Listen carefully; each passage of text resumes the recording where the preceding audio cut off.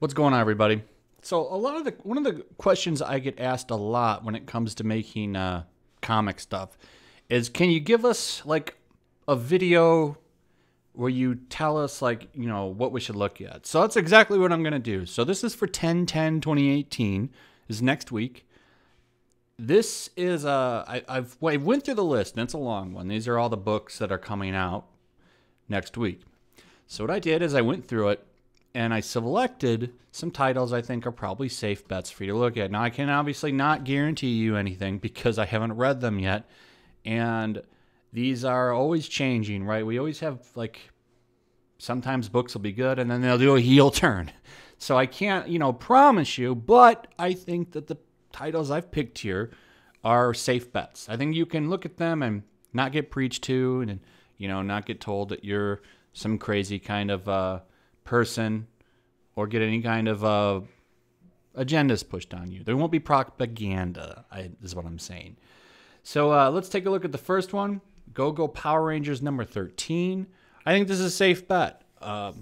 This book has the same team on it that have been sitting on there for 13 issues now, and all of them have been consistently good. This is also the only Power Rangers book you're going to get with the original Mighty Morphin team now. And they're going into an arc where Rita's searching out the Green Ranger coin. So I think that this has some potential, and I'm going to stick with this book for a while. It's been solid for 13 issues, and the team is still there. I think it's worth giving a look. I've been high on the Power Rangers books for a long time, and I'm not even still saying that Mighty Morphin Power Rangers looked bad. It actually looked okay, but it just wasn't for me. I just not into the team and the new direction.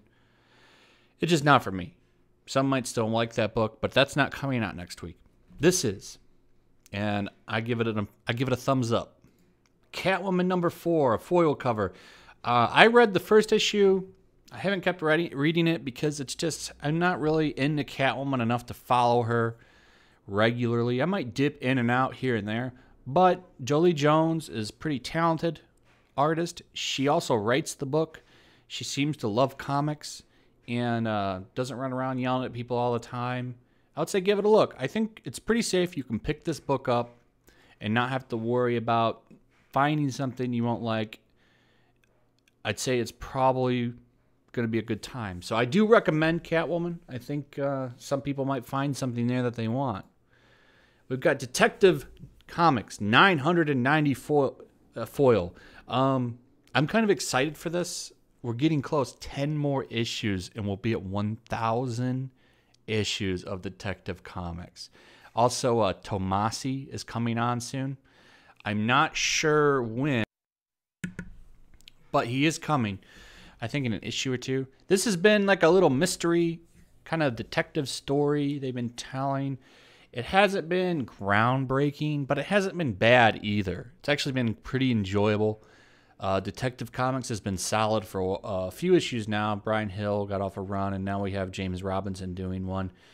Then Tomasi comes on. I think this is worth looking at. If you're looking for a fun, more classical Batman story, I think this is worth looking at.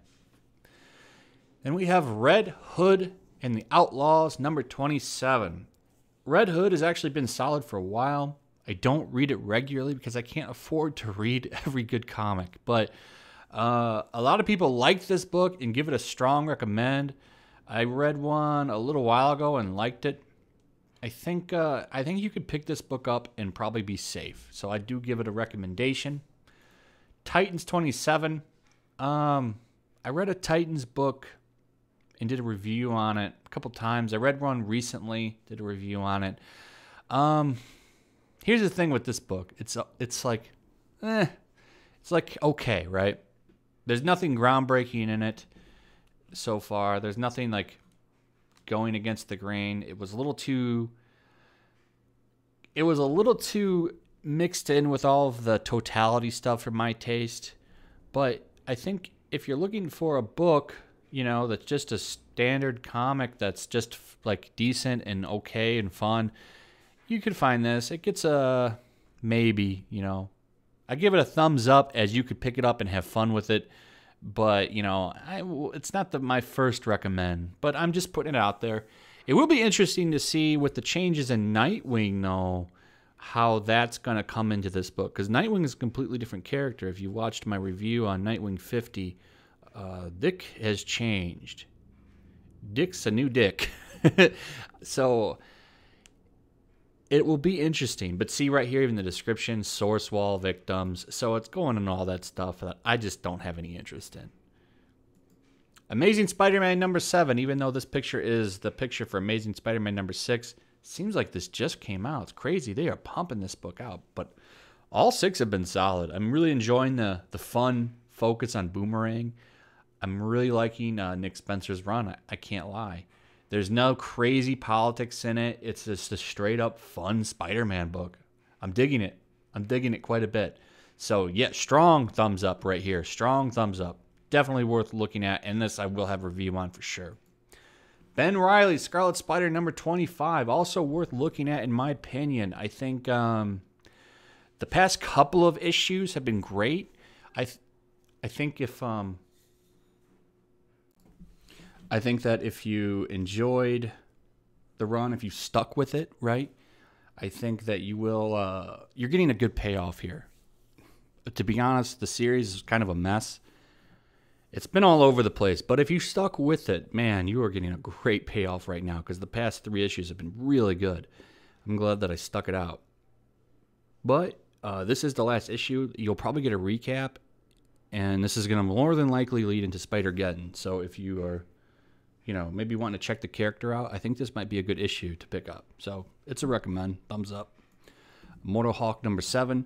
This is going to have Bruce Banner taking on the Avengers. This whole run has been great.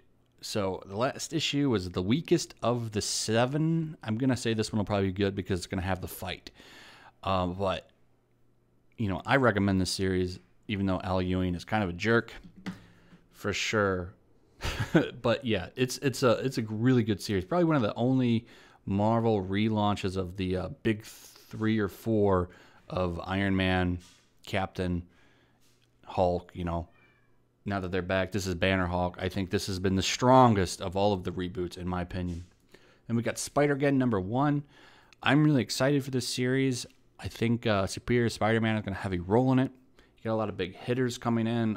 It's shaping up to be pretty good. Christos Gage has been doing a great job so far with his books. I think this is an event I'm actually going to check out. Venom number 7. What else can I say? This has been one of the best books at Marvel. And then you got What If. I think this is worth looking at as well. So that's it. Leave a comment. Let me know what you think about this list. Like, subscribe, all that good stuff. And I'll see you guys in the next one.